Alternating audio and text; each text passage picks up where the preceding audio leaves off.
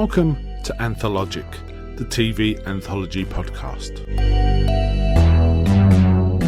I am your host, Mark. Join me and my guests on phase 2 of this project, where we're on a journey to explore the good, the bad, and the odd of TV anthology shows, season by season. Shows with a strong element of horror, science fiction, and mystery suspense drama.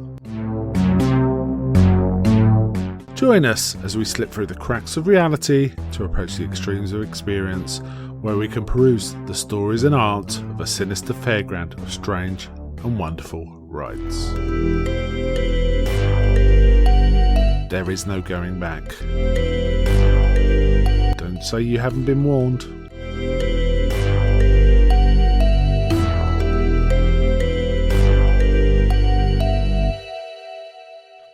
Welcome to this episode of Anthologic Phase 2 with your host Mark and my constant co-hosts Scott and Stephen. Hi guys. Hello mate. Yep. Welcome back. So we are talking the second part of series 1 of Tales of the Unexpected. We've got 5 episodes. We talked about 4 last time at length. They were much more famous stories, I think, so they needed a little more space for discussion. Yeah. These are a little more straightforward. In fact, a lot of these felt like they could have been in EC Comics. They were kind of that kind of vibe, Right. in many respects. Let's just jump straight into it. The first one is The Landlady, dramatized by Robin Chapman. First aired on the 21st of April 1979. The Landlady. I'll assume we're going to spoil these from the beginning, right? This is quite an old show. These are old stories. Yeah. So this will be spoiler filled. However, if you want to have a great time without spoilers, go find it and watch them, right? They are very, very watchable. Yeah. So The Landlady, a young man, he says he's 18, in a suit, turns up in Bath. He's been moved to the sort of local office in Bath to pick up some work, and he's looking for someone to stay. He's heading to a B&B that gets suggested to him, but he sees a little house on the way with bed and breakfast in the window, and decides to give it a try. Finds out it's reasonable, but it just gets darker and darker once he's in there. Right? It's kind of a nightmarish one, this one, in some respects. What did you think of this one, guys? Oh, this is a classic case of I think we realise what's going on way before the character does. We do. All the clues are there pretty much. You know there's something really sinister. Yeah. And you can see the cogs working in his brain, like where have I seen these names before? Why is the last entry in your guest book so many years ago? And we're like, oh my God, we know what's going to happen. And certain words she says, certain phrases she uses. I give him a pass on that because he is young and he's probably never even stayed at a hotel or a B&B. Can I just mention he's a classic case of please sir young, because he says he's 18 and he looks 35. Yeah, that's true. However, he does look. I was impressed by the size of the knot of his tie. Frankly, it was almost as big as his face, wasn't it? The Sweeney tie, John Thor tie. And I have to say, I really like the Temple of the Landlady. This actress, I don't really know, Siobhan McKenna. I think she's an Irish actress, and I often use sort of Irish actresses in Tales of the Unexpected, and actors, I should say, and American, of course. And it's kind of interesting to see. She was really good. Bit Kathy Bates in Misery, right? It was a touch of that about it. Yeah, definitely creepy. Yeah, she had that a bit of gravitas to her as a sort of older lady, didn't she? That's that sort of spooky old lady, posh lady element to her. I mean, I know she had some career, been in some epics like Dr. Zhivago and stuff before, but not any massive parts, I don't think. But this shows, she certainly plays this part well. It's got that just right level of her having an underlying sinisternness that, as you say, he's not picking up on, but we are. But I, also a sweetness that he is picking up on. But and you're thinking she's obviously a wrong un, as it were, but she's not somebody who's doing things from a perspective where she's wanting to actually hurt anybody. She's doing it because of an obsessive caring, and as you say, in the same way that almost like misery, um, and some other things. So there's Arsenic and old lace came to yeah, mind as yeah, that's well. yeah. oh that's it Yeah. as well. Yeah. Mm. So she pitches it just right, actress wise, and performance. So, but yes, his naivety is that he doesn't pick up upon what we pick up on very early, the clues. Yeah, you can see her sort of doubts on his face, but she keeps saying things that basically make him think, "Oh, this is great." You know, she says, "Oh, you can put the fire on when you like." You Mm. know, it's only £4 a week rather than £8 a week. And he just say, "I was going to go to the, I think at Bell and Dragon." He was talking Yeah, about staying in a pub B&B. Mm. And he's half the price of that. And she says, "Oh no, I'm the overspill. I rang yeah. them and they told me they were full, so you can stay here." Um, so it's like, oh, okay. So she's giving him reasons not to go to the Yeah. other place, check out the other place, right? Um, and you know, it's little. Basically, she says something like, "Oh, I knew you were being sent to me," and all this, and it's kind of a bit odd. And she like literally opens the door as soon as he rings the bell. She's looking through the eyepiece at him, right? Yeah. While he's Going, "Go hovering, on, and go yeah, on," and you're thinking, "No, don't press it, don't press it." And there we go. because the guy on the train gives him the idea of going to a B and B, not that specific B and B, doesn't he? Sort of says to It him, "Why are just you as a going B to a and B, hotel?" Yeah. yeah. Yeah. As a clergyman as well, That's right? it. He Yeah. has So to it's like, explain what a B&B is, obviously, which is showing the naivety of that character, like you yeah, say, that he's probably never stayed away from home before. yeah. And So he doesn't has got no gauge to judge yeah, how he's being treated, right? and he's even he's such I think a fresh kid in the sense, although obviously, as Scott says, he's probably about 42, but he's even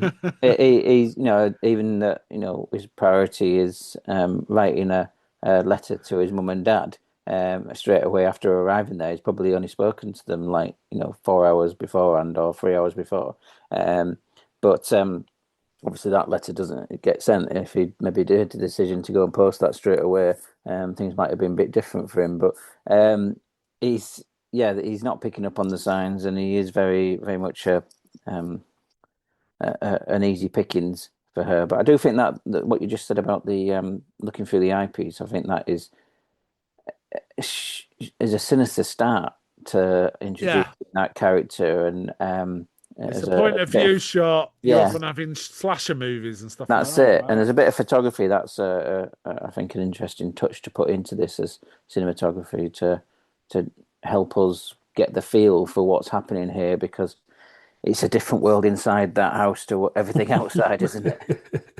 Yes, and including the stuffed pets. I mean, a bit of Norman Bates in that, Yeah. right? True. Yeah. Bit of Psycho. So yeah, there's the stuffed, was it Chihuahua or a dog of some sort, and a parrot. Yeah. And he kind of in the written story, actually looking through the window, he sees the dog curled up, and it look home and the fire on, and it makes him look really comfy inside. He thinks the Yeah. dog's asleep, but once he's in there, he realizes it's cold.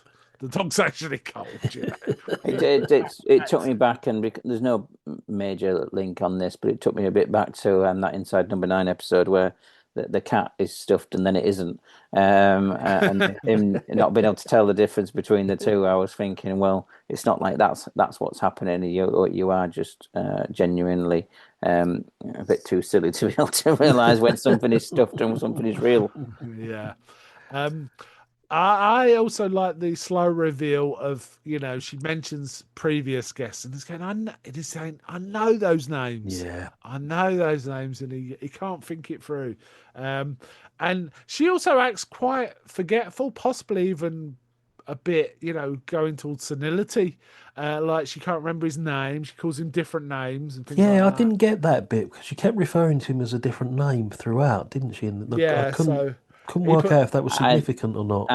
the only significance I could reach to that is the signing in book, where she makes a reference to, oh, well, if I forget, in years to come, I can always go back and look in yes, the book. Mm, Um, and I had to do that for something, and it's implying the longevity of what she's been doing, but also the bringing in that they've almost signed away a contract, or it's almost like signing with the devil, um, signing their souls away, yeah, because because she keeps once insisting on it, doesn't she? yeah, Yes, mm. and once they've done that, it's like, right, well, now I can put my plan into action. Now you've done that, which is before, she was holding off that. It's not until after then he gets the almond flavored tea. yeah, yeah, yes, almond flavored cyanide, right? Mm. Yeah.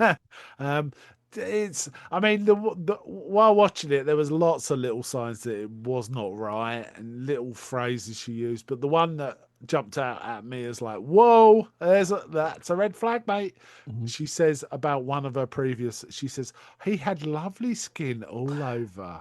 Yeah, creepy So as we even if say. it's Yeah. not murderous, it's creepy as alien, right? What sort of B&B is this, right? It's a Yeah, great episode, this one. It's not totally unexpected, the ending. It's not, No, but no, it's signposted sort of, as we say, we are one step ahead pretty much throughout this. Um, and we don't see his eventual demise and we don't see eventually what becomes of him, but we know what's going to happen at the end of all of this. yeah. yeah, And that just indeed. makes it even more creepy, I think, that we don't know his fate, but we've got a bloody good idea what it Yeah, No, we is. we I assumed we seen were going to see him, to be honest, and we well. didn't, did we? But Mm, we We didn't have see what to.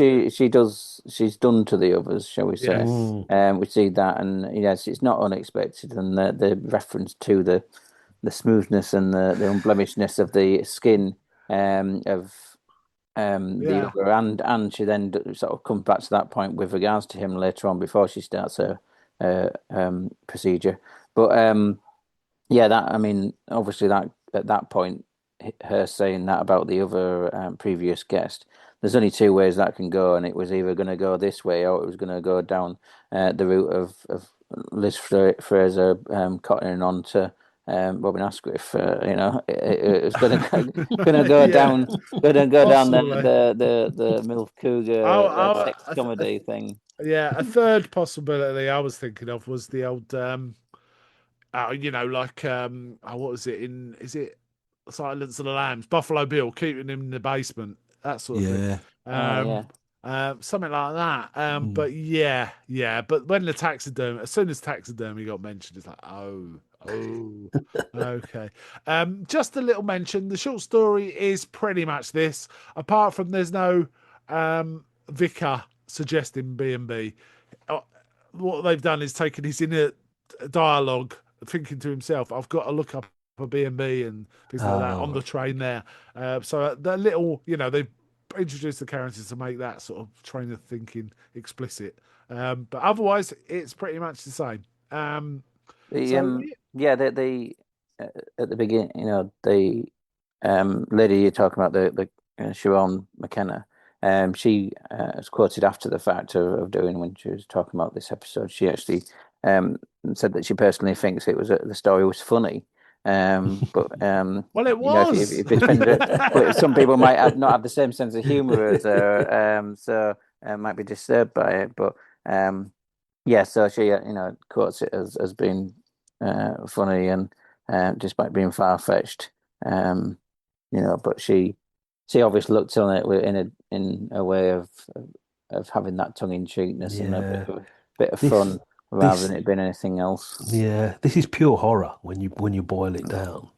Yeah, yeah, We get lots of different genres within this first season. I mean, the next one is going to be sort of more comedic than anything. yes. But that I think is possibly our first example of pure horror that we've Oh come yeah, across so yeah, and far it's in this pretty much season. a two. I know there's a third act. There's a few other actors, but it's pretty much Mm, a two-hander. A lot mm. of these are two-hand, not all of them, but a lot of Yeah, them two handlers. We've seen some examples already, right? Mm. Um, just got to mention, Roald Dahl introduces each of these episodes. Now, I can't remember which episode he talked about. He talks about different things at the beginning of each episode, and I think it's in the next one. He talks about, sometimes if a certain thing happens, it's tragedy, but if Or another the thing can, happens, or it's the if funny. a paint can falls on a man's head off a ladder, then it's funny. If it Funny. fractures his skull, then it's not funny. If the man falls into a meat slicer, it's not funny. But if he's then sold off to be sausages, then it is funny. And then he starts talking about Yeah, dark comedy. So yeah. I think I think that was the reference. Yeah. Yeah, I was starting to wonder about Roald Dahl, to be honest. Some of these intros, it's like, wow, you've got a dark side, haven't you? Well, he does have he did have a dark side, but not that one. Yes, Um, True. yes. Yeah, but he does stress. It depends how you view it. It can be comedy or it can be horrible. Mm. And horror and comedy kind of, they both appeal to the lizard brain in us, right? The real basics of our brain. You laugh because why? Why? Yeah. Who knows?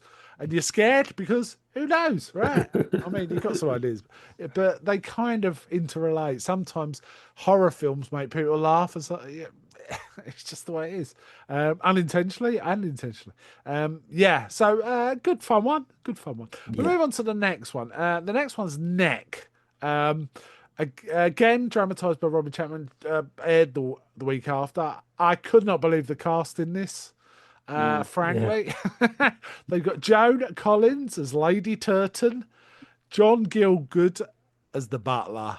I have to say, I really enjoyed this term. Jelks, Jelks. Yeah. And we also got Peter Bowles, him of Only When I Laugh and To the Manor Born, Yeah.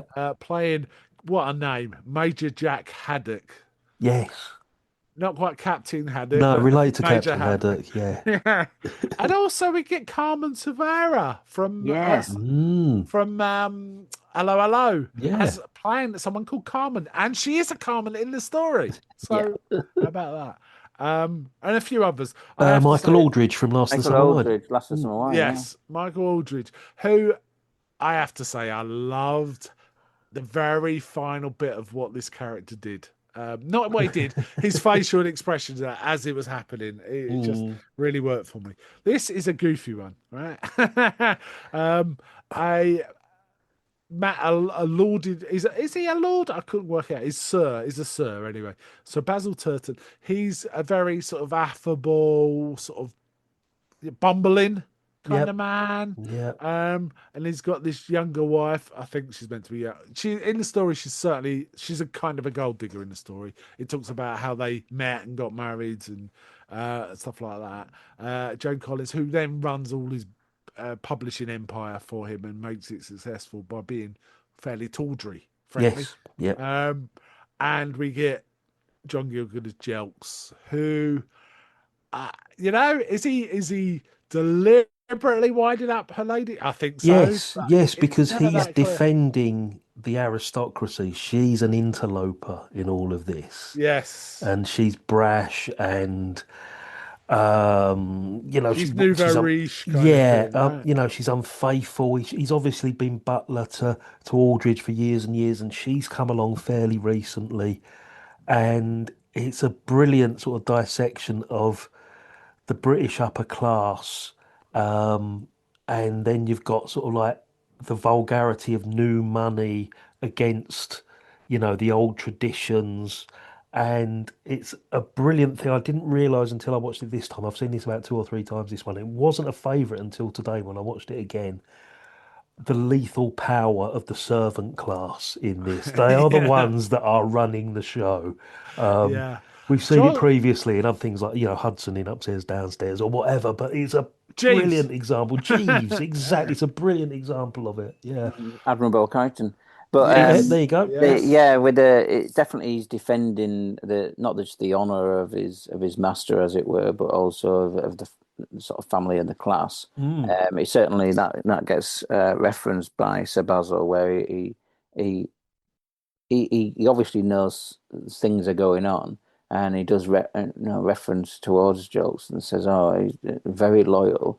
He refers to him in just a throwaway comment, which shows that how in reference to the I think the way he broke up, any night shenanigans going on with Yes. regards to and that he's I mean there's a question mark for myself over whether there's any implied thing going with Michael Aldridge and what should be the young man, John Bannister. Whether there's any attraction there or an attempted Oh, attraction, I I hadn't don't really know. thought I of don't know that. whether it's just a feat with regards to his artistic interests and stuff, or whether this young man he's got some other interest in, but and that's why he's not got the interest in his wife in the same way that maybe Major Haddock does. But yeah, it's a class thing where there's the interloper and the vulgarity of that, and her taking the lead role. I mean, she's obviously very much in charge of him, and he just wants to be able to collect his art and have his fun but in a more discreet way to her, it seems. Yeah. Yeah, I mean, Jane Collins is really good in this. I think the whole, apart from possibly Paul Herzberg as John Bannister, little flat. I think it was written a yeah. little flat. The rest of and also Carmen. I'll just say Carmen. Um, Not much of a role really. No, no. Really, it's Peter Bowles, Michael Aldridge, Joan Collins, and John Gielgud are the main. I just love the little things John Gielgud. At one point, he takes John back, the character John Bannister, to one side and says, "No tips, please." Basically, he starts talking about, "Don't give me a take, tip." take gratuities. Yes. So Um, in the actually written story, he says, um, "I want no tips, but I'll happily take a third of any winnings you have at the games." And then he starts telling him how her ladyship plays. She overbids and things like that. Oh, Which is weird. Which is weird. And I think it was well, good to cut it it's because it it's doesn't. also then in the actual um, episode, he brings an extra drink to Major Haddock, who says, "I didn't ask for another drink," and he says, "Oh well, with the hand you're playing, I thought you might need it," and that just tells the opposition then that he's not got a good hand, which is quite indicative. That would tie in with what you're saying with regards to him having an interest in who won the Yes. thing. But I think that absolutely John Gielgud. It's My, f- maybe reframing this could have actually been much more about the John Gielgud character, to be honest, because I I think that mean, is the lead in this, and certainly this possibly this was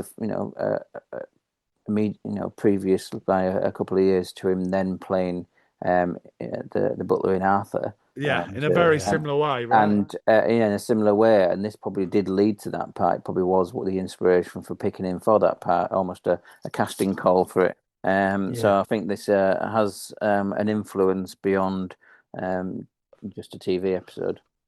I just love how much this butler overstates everything. It just makes me laugh. Like when he was talking to the young man, he says he was talking about ladyship overbids, and then he said, "Also, her ladyship's left foot often doesn't know what her right foot's doing." And then we proceed to see her doing footsie under the Yeah, table, playing footsie. And she even goes to his bedroom and starts undoing his pajamas, striped pajamas, and all this kind of stuff. It's pretty, whoa. and a chair under the door handle usually suffices. Yeah, brilliant. Brilliant. He's I, called the when he's getting told to go away. He goes, "Oh, I took the liberty of informing Sabazil when I thought there was Yeah. an intruder," which then means she can't just brush him off and carry on. So he's very very clever with the way he goes about it in frustrating her schemes. Yeah, I have to say, when as soon as I finished this episode, I was thinking that might just be the best TV character I've ever seen. I've calmed down a bit since then, but I really, really enjoyed his Yeah. characterization. The words, the way he delivered them, his mannerisms, his face, and all this, you know, apparently passive, but you can just tell what's going on underneath, kind of thing. Oh yeah, intensely loyal and defensive of his master, basically, and that's what the theme is. You know, it's Yeah, this these new interlopers are interfering with tradition, basically, and he's going to defend it to the nth degree, as we find yeah. out at the end. Yeah. And we see his lordship has all these modern art pieces in the guard, statues and such like, sculpts, things like that. And that's why he wants to talk to John Bannister because, and he even says, "Don't mention any of this new, art stuff to my wife. She does not appreciate it being discussed." Mm. So it feels like he's not even allowed to talk about it in front of her, which is why, yeah, at face value, he likes spending time with John Bannister because they're talking about it. In fact, they're talking about it when at the at the end, aren't they? Where we see her flirting and such like with Major Haddock. Mm. And so Basil is watching it, but doesn't seem overly concerned. But then when she sticks her head through the statue, and I think he notices there's a kiss, that's when something breaks, right? Um, and then he starts smothering her in lard around the neck. She's protesting. He goes, "Ah, I'll get you out in a trice." And then it finally comes. The butler goes and finds an axe, doesn't he? An axe or a saw, and he Yeah. very pointedly chooses the The axe. axe. I'll talk. The short story ends slightly different, and I'll talk about that. It has a bearing, but that's like a mention of the ending of that. But yes, and it's like in the end, you're gonna have to cut up your piece of modern art, and he just raises the axe. And then we see, this is the bit I liked. We actually see a glint into Basil's eye. That very last few seconds, something has changed. You know, Yeah. he's gone from being passive to active. We don't see what happens, but we can guess, right? Yeah, he's got an opportunity to get his life back, I think, Yes, in a sense. And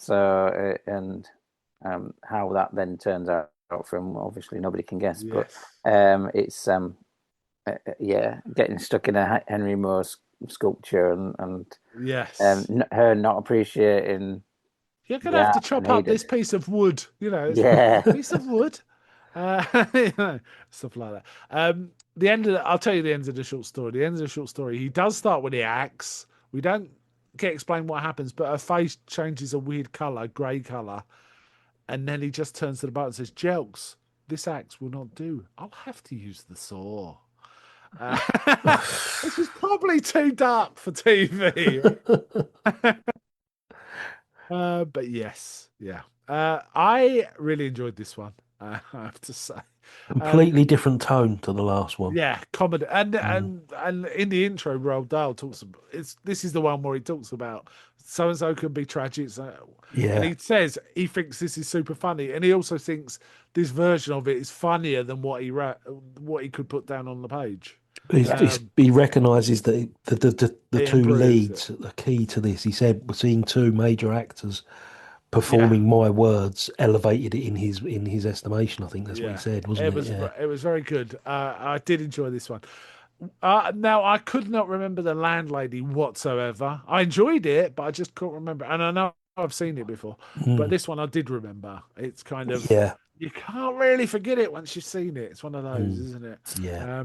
Yeah. Any final thoughts on this one before we move on to the next I one? mean, I remember both, but I think maybe because I've seen them more recently because I saw them both last year. But they are completely different in tone. This one's definitely played for dark um, giggles, really. Although the subtlety in the performances that mean it's not just um, a bit of a laugh. It's actually there is some depth in there that could be missed if you don't pay attention. So yeah, I don't know whether the unexpectedness of the ending, which is one of the things when watching these, like Scott said, an unexpected ending. Mm. Yes, it's not necessarily expected, but it's not a twist.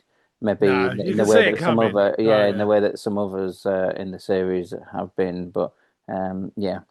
And both of these you could have versions of these in EC Comics or an Amicus portmanteau. Yeah, One of the definitely. Yeah. definitely they both fit. They're both kind of horrific, but in different way. One's suspenseful and creepy, and the other's just comedy.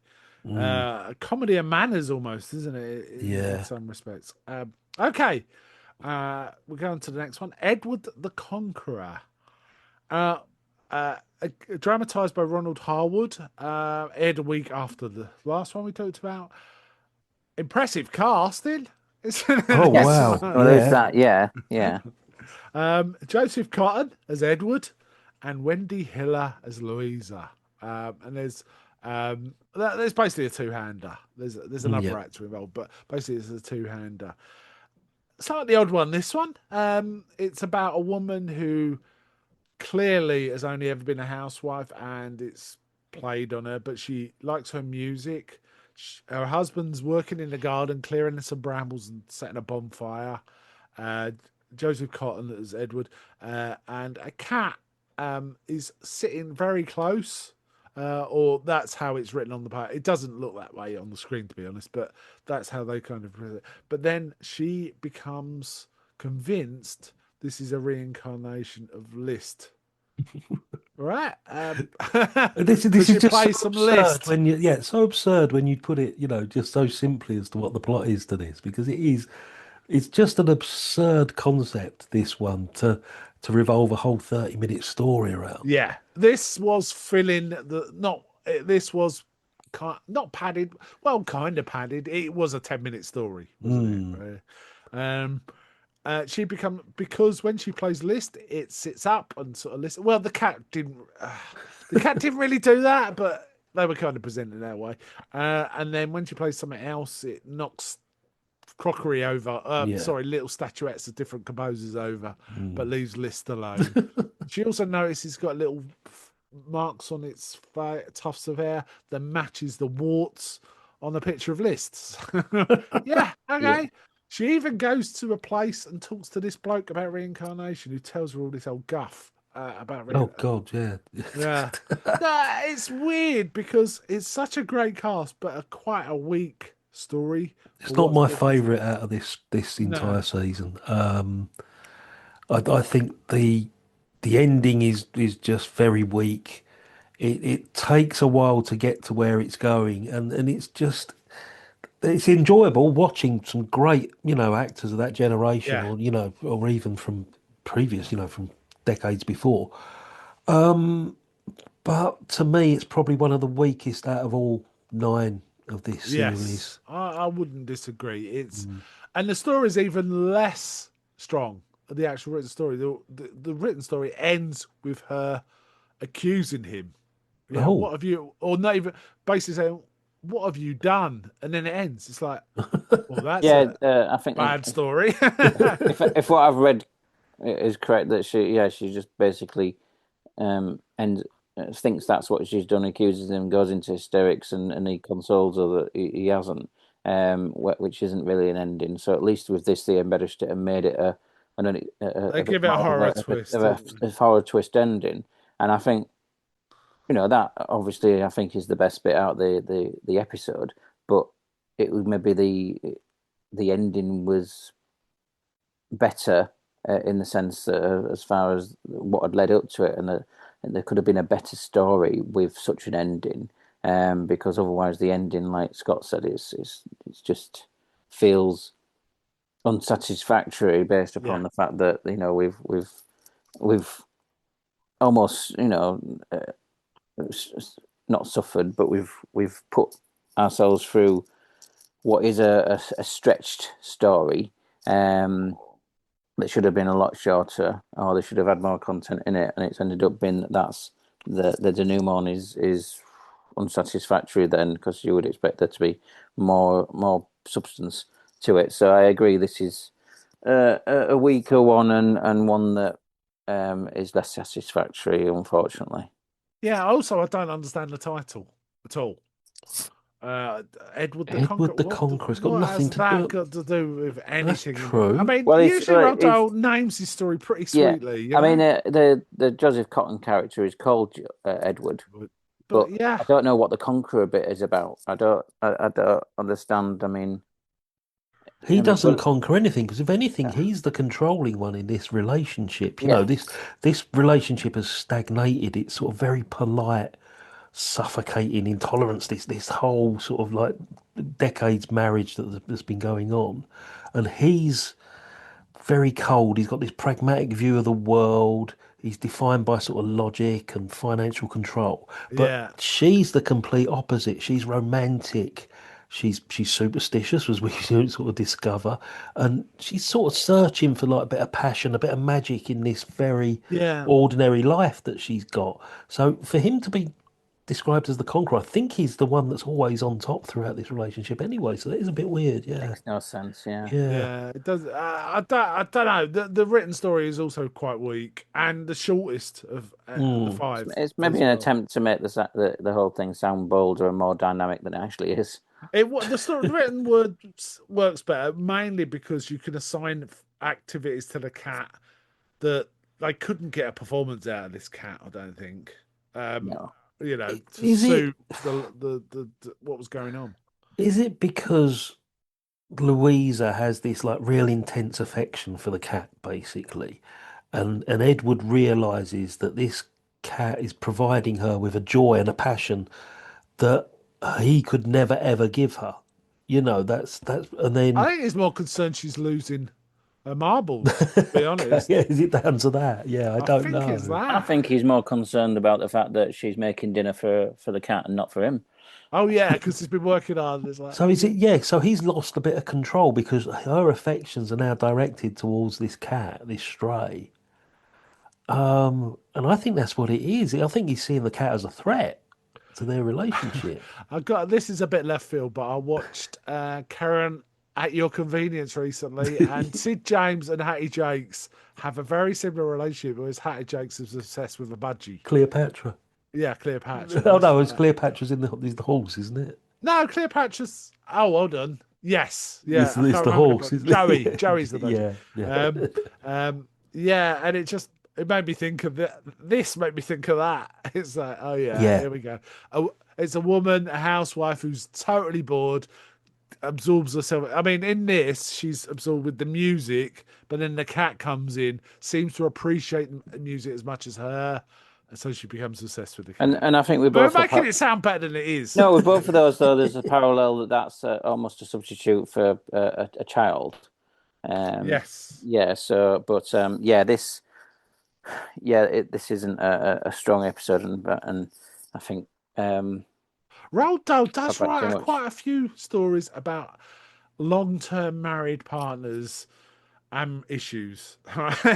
He just Uh, does that. He it's did just well, it in weird. Mrs. Bixby in the Colonel's coat, and now he's done Yeah, it in this, and he does it in another one we're going to discuss. yeah, I it's, wonder what his wife thought of all that. Yeah, they've it's very they've odd. managed to sort of treat sort of some mundane domestic situation. They've elevated it to the level of a thriller, basically, in this.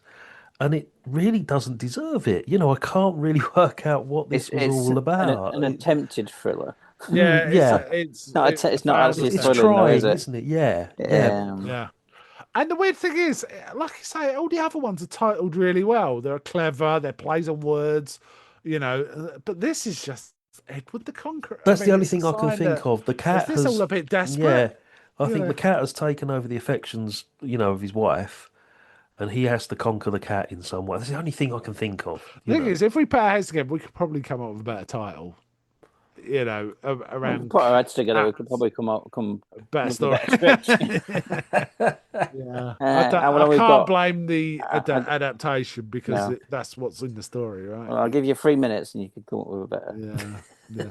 All right, let's move on. Let's move on. The next one, A Dip in the Pool. Clever title, right? A clever hmm title. Yeah. Again, dramatized by Ronald Harwood, aired a week after. This one is, I enjoy this one quite a lot. I did remember this one quite Yeah. well.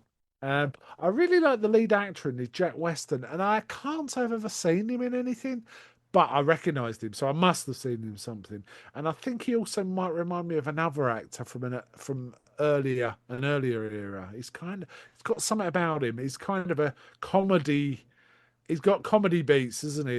In the sweaty drama, he's kind of funny still, right? I think he's one of the bad guys in that. You know that Audrey Hepburn movie where she's blind, Wait Until Dark, Oh, is he with in Alan that? Arkin. He's in that, Oh, right. Whoa. and I'm just checking now. He's in Dirty Dancing, which I don't think you guys would recognise him from that, to be honest. No, But Oh, not Mark really. watches it No, every no, film. no, no, no, no, no, but it no. might be the Wait Until Dark is the only thing I can think of that he was No, definitely in. I think I've seen him when he was younger or something. Hmm. He looked familiar. Um, in terms of cast, we got Jack Weston. Several actors I don't really know, but I kind of know their faces. Apart from Michael Troughton's in this as a steward. Hmm. I recognised him. Well, this Uh, episode has got the biggest cast out of the ones that we're talking about, for yeah, this and it this must have been quite ambitious. It's filmed on a ship, the actually, cruise ship. Yeah, it's there's quite a bit of actually using that live location, which, as you say, might have cost a bit, but um, I think and I think as you say, a clever title like we expect to have from it. So that's a lot better, and I think this one does have a better twist to it than obviously the previous one, and maybe both the ones before that. Despite enjoying the neck, this one, the ending and the twist of the storyline, maybe I think works more as unexpected as the series promises. So I think with this one is a one of certainly a step up from the previous episode, Yeah, dramatically it's so. more expansive too, right? Mm, The sort of yeah, the cast and so on. Essentially, on a ship they have a pool. The captain sort of estimates how much they'll manage to do in the next 24 hours or in a certain time period. And this is a common, used to be a common thing on cruises. There'd be a pool to work out who would be the closest, and people would just put their money in, and then you'd win 90% of it, and the other 10% would go to charity. mm, That's it. No one profits other than the winners, right?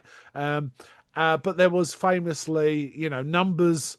So I think in this it was 505 miles, was it, or 515 miles, or something like that. But they picked the 10 numbers either side of it, so you could buy 20 different numbers. But there's also low and high, which is if it's lower than the bottom of minus 10, you get the entire rest of the thing, and then it's high field. But this gambler realizes it's bad weather, and when the captain does his estimate, they were in good weather, so he thinks it's definitely going to be less than the cap. So he basically stakes his fortune on winning this pool, doesn't he? it's mm. last $1,000. Yeah, His last. Now I didn't feel that sorry for him because he's on a cruise, frankly. But yes, but the next morning when he wakes up, lovely weather, plain sailing, and so on. Yeah, So he's got to try and do something I think about it's it. a different sense of a cruise though, because I think it's not um like cruise that's just going for a pleasure trek around the Mediterranean or whatever. This is, okay. There's people who are doing it as a leisure thing and some luxury, but um, it's basically somebody. It seems like he's returning from like the UK to America, America, and yes, this is just the way he's choosing to do so. yeah. So it may be that he's, afraid of flying. It may be that this was cheaper than the airfare fare or something or whatever. But it's not like we think of cruises nowadays, where it's Jane McDonald and um, you know or Carry On Cruising either. It's not that type of cruise. It's in No, it's not a transatlantic, doesn't holiday. it? It's a Yeah. moving from one country to another. Someone is Yeah. going from one country to another. Yes, you're quite right. But when he sees the weather is good, he starts thinking, "I'm gonna lose. I'm gonna lose," and he starts trying to figure out how he can possibly stop the ship going so far. And he comes up with a plan of if he jumps overboard and someone sees him, they'll be forced to come back and rescue When he him. gets told the only way they could get back to that time would be if it did go backwards, and Yes, that's where it sets the motion in his mind. yes. So what he comes up with, he goes and talks to one of the passengers. He basically he needs a witness, right? Obviously, he's not going to just jump off a boat. Um, so he sort of sees this nice old lady, has a few words with her, make sure she's kind of aware of him and stuff like that. And then he throws himself off. The twist is Mhm. she's Got dementia, I'm got assuming, is dementia or yeah, something like that. yeah, Another lady comes out and sort of shoos her in. She says, I saw a man take his exercise, but he was wearing all his clothes. She says, come in, come in. And Yeah, you've been we have a great, seeing things again. Yeah, you've been yes, seeing. you see it. And we have a great shot of a man in the middle of the ocean waving desperately at a ship going away from him. Lovely shot. I was quite impressed with yeah. that. And it ends. Quite a crash ending. Yeah. I Good think one. it's Good a one. classic example of Roald Dahl short stories. Classic example that punishment fits the crime, Yes. basically, and it's totally self-inflicted by the protagonist, by his own overconfidence.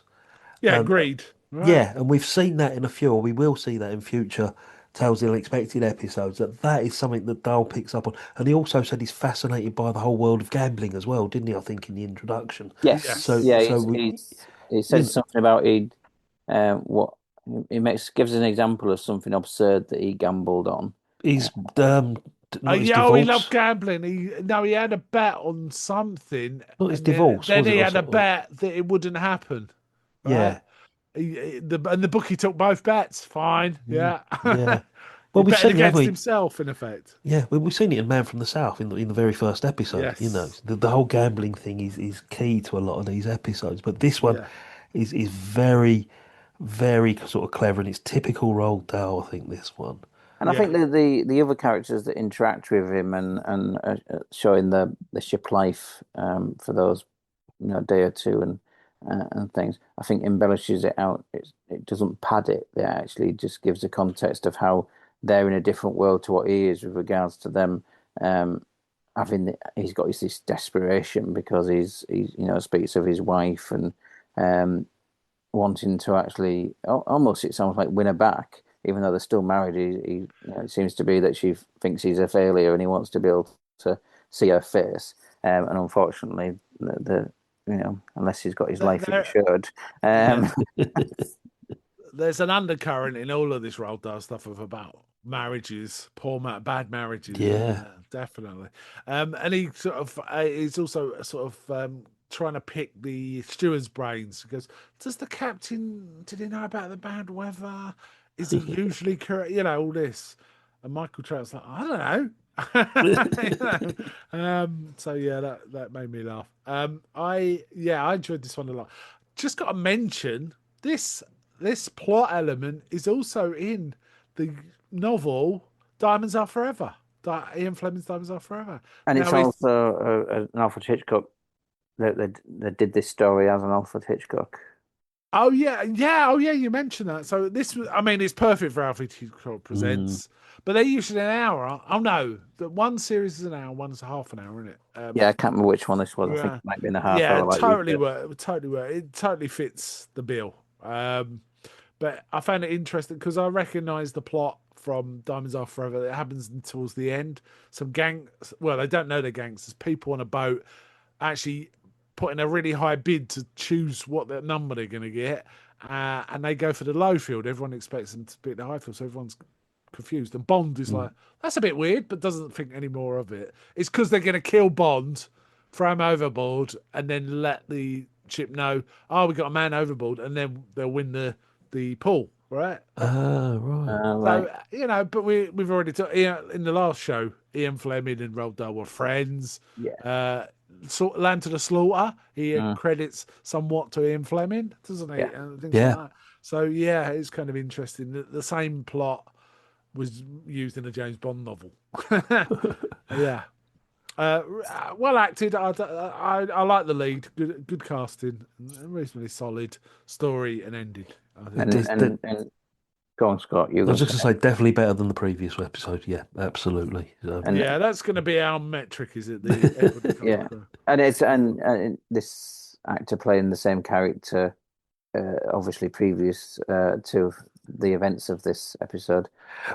Well, It'd be apparently, interested to because mm, it's the same character name and the same guy playing it, so we have to assume it's yeah, early in his life. That'll be interesting to I'll see. look forward to seeing I that. think he inhabited the character well, so it'd be interesting to see. Almost, you want to see like more snippets of his earlier life because what would he's obviously somebody who's a get rich quick pursuer, and what else could have happened to him, his ups and downs of his failed schemes. mm, This actor and character reminded me quite a bit of those kind of 60s American comedies. It's a man, world, that kind of thing. It was a bit, not very, but a little overblown and fun, bit like right? Zero Mostel, that sort of Yes, guy. yeah, Yeah, Zero Step would have yeah, smashed this out of the park. I yeah. wonder, does anyone know who played this character in Hitchcock's one? No, It might be Zero Mostel for all we know. yeah. Um, it was Keenan Wynn who Oh, Okay. excellent! I love Keenan Wynn. Yeah, yeah, Yeah. that works, doesn't it? Yeah. I might go and dig that out and give that a watch, frankly. Um, okay, let's move on to the last one, number 9 of these. The Way Up to Heaven, dramatized by Ronald Harwood, aired on the 19th of May, 1979. We get a reprise from Julie Harris, who's gone Yes. from Mrs. Bixby to Mrs. Foster and gone from Irish to American. She is married to Eugene Foster, played by Ronald Culver, a stately actor, Mm. who appears to take extreme pleasure in making his wife late because it aggravates her. She gets very upset if she's delayed, but she's too timid to sort of force him to leave on time anywhere. Right? I think She wants she to get to the airport. yeah, and I think she inhabits this character incredibly well. She does without it being overplayed to the extent you could get somebody who played this neuroses of worry and anxiety to an extent Yeah. where it didn't fit and it just was caricature. Whereas I think she pitches it exactly right. It shows, I think, a great quality of her acting, and I would expect that if there's somebody who suffers from anxiety to any strong degree, I imagine they probably would have found her anxiousness over all of this quite infectious to themselves and got quite anxious for her because of the yes he does delight and we would all come to the conclusion that she eventually comes to right at the start we were just going, oh well sod you, I'm leaving you behind and I'm going whereas she doesn't, and that's the way he repeatedly finds ways to frustrate her and Yeah. delayed Oh, I'm gonna go things. wash my Yeah, hands. Oh, I'm gonna go and yeah, get some cigars. You know, all yeah. this, that, and the Oh, other. what Oh, did I can you do with the drop me at my package? club? Yeah, Can you drop me at my club? He's What? very clever. He's this quiet, refined sadist, basically. Yeah. He doesn't physically abuse her. He doesn't scream at her. He doesn't call her names. He weaponizes her vulnerability. He just maintains absolute control. And you can see that he likes to inflict misery, possibly for his own amusement as well.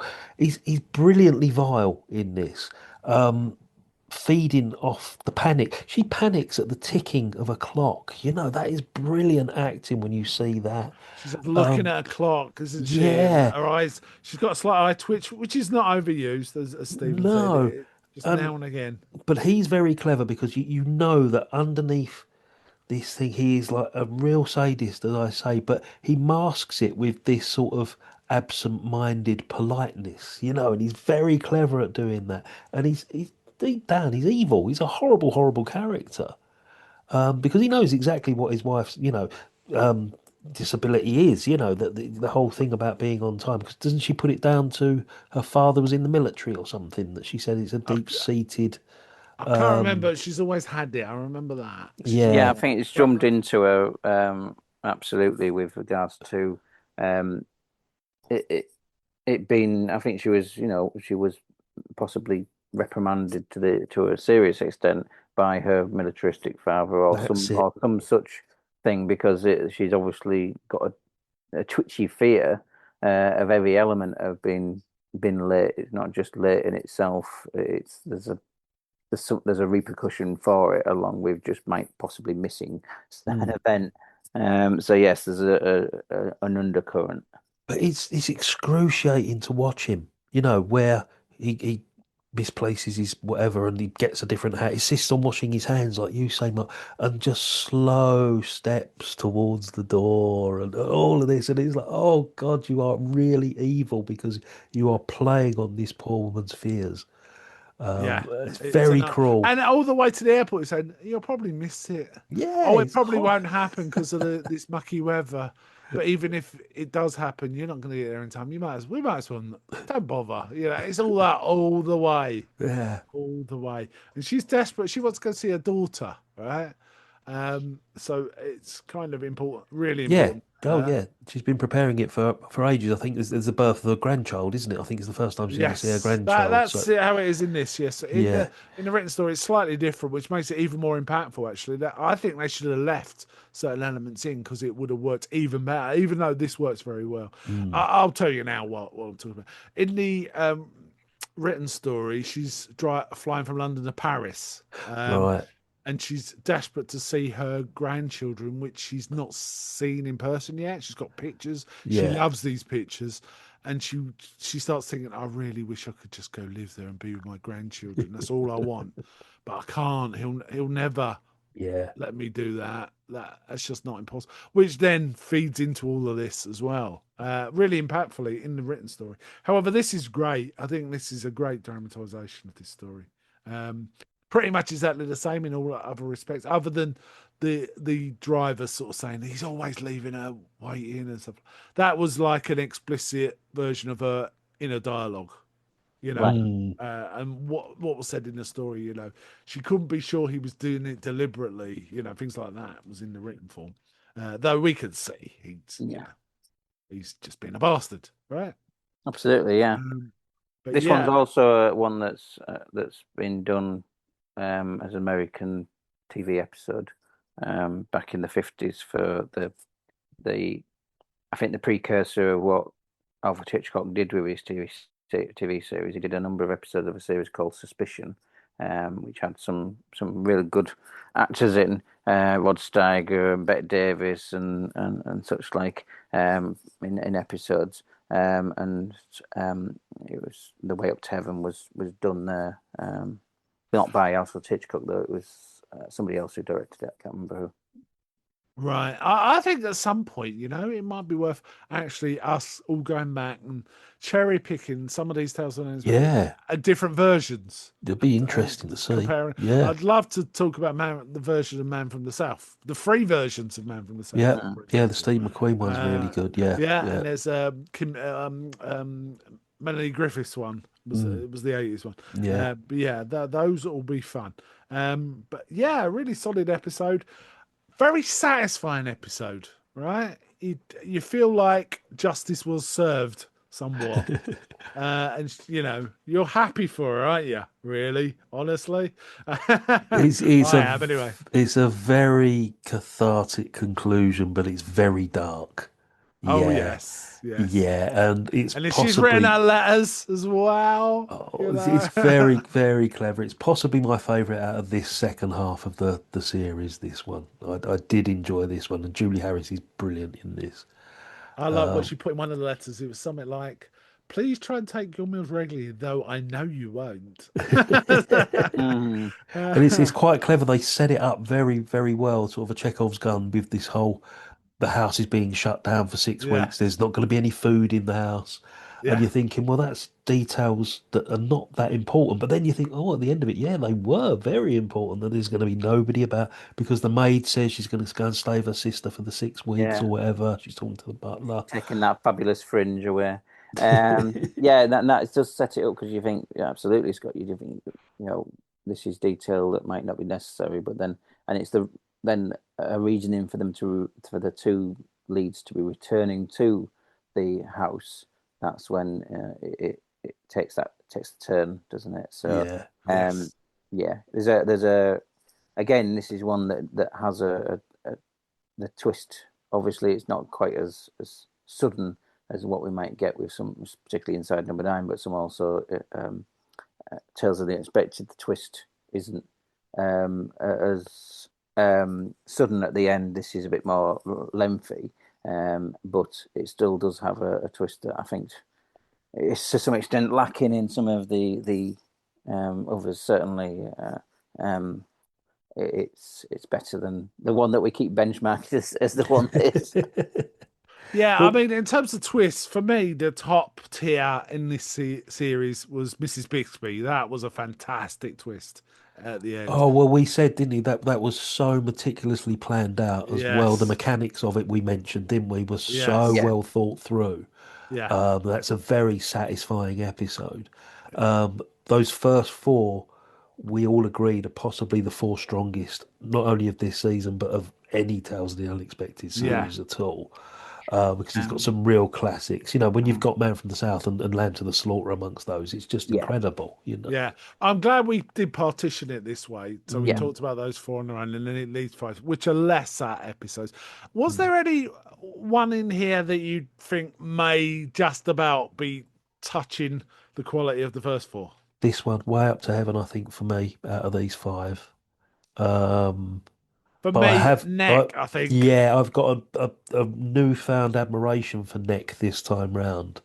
Now I've really got to the heart of it, knowing that it's this battle between the classes and John Gielgud defending the whole upper class system and all of that sort of stuff. And I and think he's there's something brilliant. about I think there's something about that one that makes each rewatch a treat in that you'll Mm. see something else or you'll notice something else. I just feel like there's something about it. First couple Uh, of times I just thought it was a bit frivolous. I thought, oh, it's just a bit too light-hearted. It was almost farcical, but then I'm realizing, no, it's very clever what Dahl's done yeah, with Yeah, I with think that one. that one's the most fun to watch, and I Mm. think that like you've said, it it's easy to mistake it as being just a almost slapstick Yeah. farce when when you look at then the performances and the subtleties of the story with regards to, like you said, John Gielgud's character and Mm. the interplay there, and what we would drive into the assumption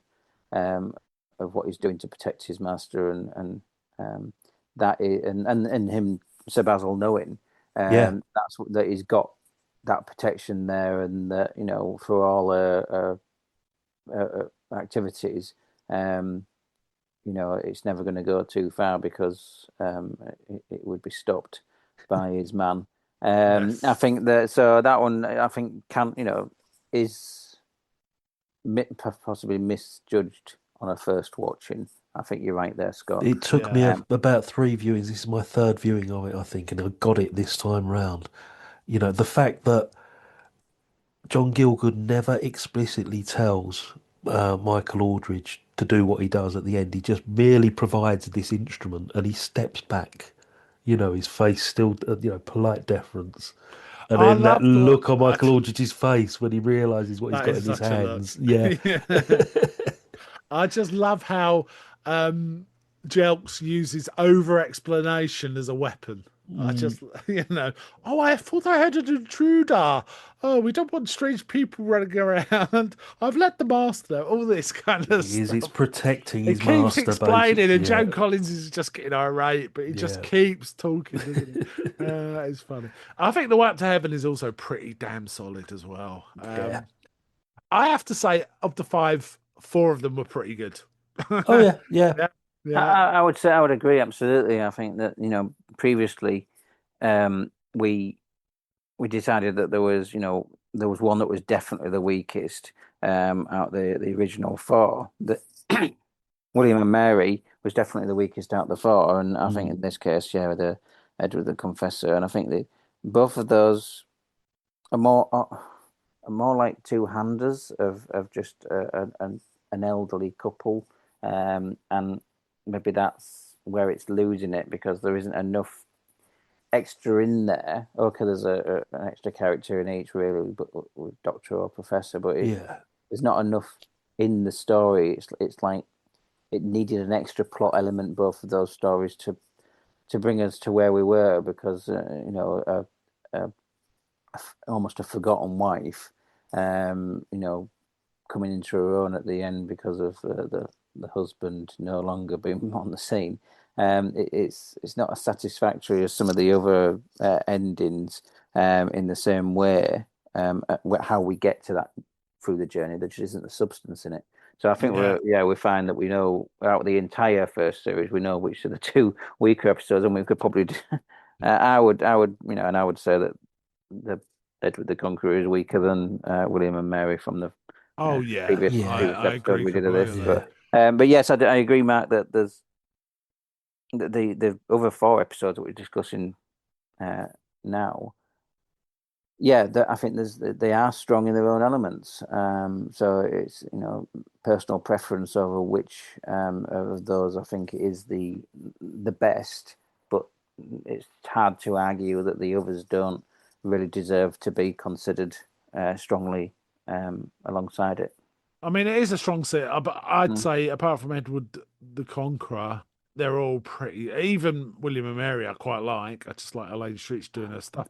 Um, Mm. but I think there's 8 very solid stories. Some of them classics, and then there's There's a that one. lot of classics in this. There's so many that when you mention Tales of the Unexpected, people will mention Man from the South or Lambs of the Slaughter almost instantly as two, Yeah, episodes that people know, I think. yeah, indeed. Okay, I think we can kind of wind it up there. It's been a lot of fun to rewatch these. It's Yeah. been a many years since I know you guys have watched them more recently than me, but I have to say, as soon as I saw Nick, it was like, oh man, this is so great.